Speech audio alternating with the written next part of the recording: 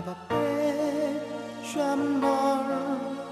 jing emba buria jingbo bat ki jing was new por jing ang kuna don jing prang banang kiu bat lem kas lambat lo ba shong hapo kitit jang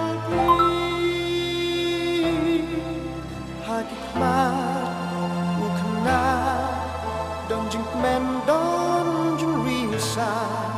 jing kermen jing shanya don lat ampe shalawe ki jing sneng ka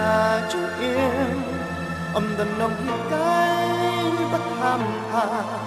ban kadur hakikma ukna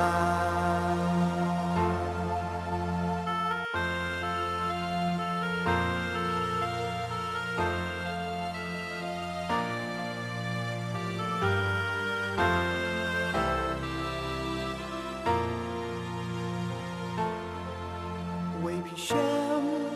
yakala banyai di pilaji wat ampai din shusha per lai jing im bahon don jing kermen bom la ong dei ru hang pa jing it hakikma ukna don jing men don jing risa jing kermen jing shanya don lat ampe shalawe ki jing sneng ka jing im dan nam hikai bat ham ha ban kadur hakikma ukna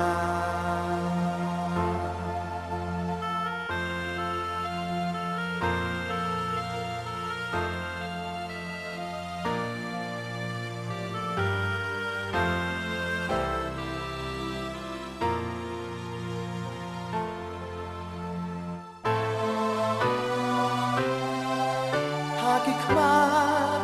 ukna don jing men don jing risa jing kermen jing shanya